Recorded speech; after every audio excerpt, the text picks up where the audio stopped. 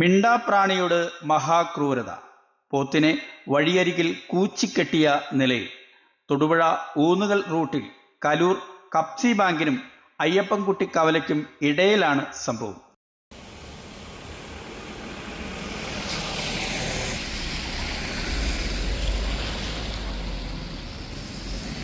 വെള്ളിയാഴ്ച വൈകിട്ട് 7 മണി മുതലാണ് ഇത് കാണപ്പെട്ടത് എന്നാണ് സമീപവാസികൾ പറയുന്നത്.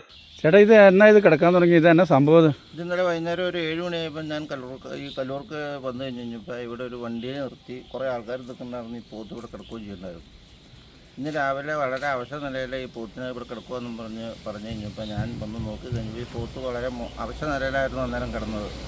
ഇവിടെ ഒരുപാട് വണ്ടികളും പിള്ളേരും ഒക്കെ നടന്നു.